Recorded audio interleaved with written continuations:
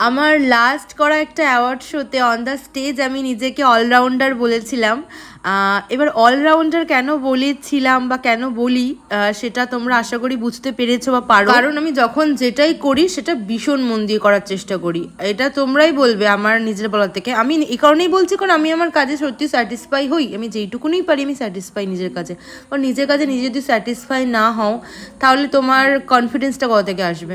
এবার বলি অলরাউন্ডার কেন বলেছি, মানে লাস্ট 6 ইয়ার ধরে আমি একজন ফ্যাশন ডিজাইনার, সেটা এখনও কন্টিনিউ করছি আমি, কারণ সেটা থেকেই আমার এত পরিচিতি, এত মানুষের ভালোবাসা পাওয়া। তারপর আমার ধৈর্য ক্ষমতা বাড়ানোর জন্য আমি শিখেছিলাম নেলস, আর সেই নেলসটা শিখে আমি কখনো যে নেলসটাও আমার ভালো লাগার জায়গায় তৈরি হবে।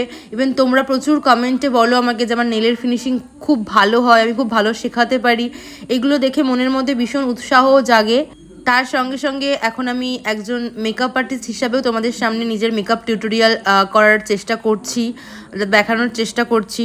তো ড্রেস, নেল, মেকআপ, ব্লগ এগুলো সবই কিন্তু একটা বিউটি রিলেটেড জিনিস, যেগুলো আমি করে থাকি। আর আমি আগেও বলেছি বিউটি রিলেটেড যে কোনো জিনিস আমার খুব ভালো লাগে। তো এই কারণেই হয়তো আমার নিজেকে অলরাউন্ডার বলার, মানে এই জিনিসগুলো আমি করি বা করছি বা কন্টিনিউ করি। এবার চলে আসি আজকের যে কালেকশানটা, আজকে যে মডেলটাকে যে কালেকশানটা পরিয়ে আমি মেকআপ করাতে বসেছি সেটা কিন্তু আমারই কালেকশান। এই লুকটা আমি আজকে এঙ্গেজমেন্ট হোক বা কোনো পার্টি লুক হোক বা গ্ল্যাম লুক হোক, সেই সমস্ত লুকে কিন্তু এই গাউনটা চলে যাবে।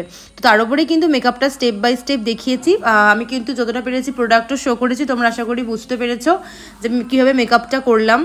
এবার আমি বলি বা আমরা বলি, এমন না যে না টাকা নেই, খেতে পাচ্ছি না, তাই জন্যই হয়তো এত কাজ করি বা কাজ করার চেষ্টা করি, তা কিন্তু নয়।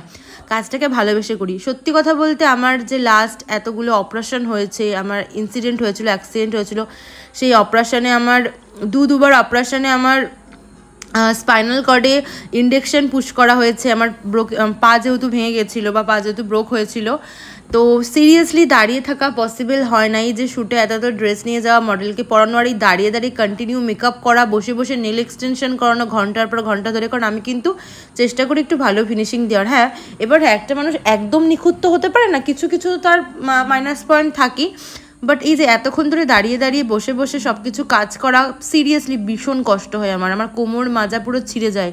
তারপরেও কেন করি, কাজটাকে ভালোবাসি। আমি চেষ্টা করি যে নিজের হাতের কাজ বা নিজের কাজ দেখিয়েই ইনকাম যাতে করতে পারি, নিজের ওপর সারা জীবন যাতে নিজের টাকায় নিজে চলতে পারি।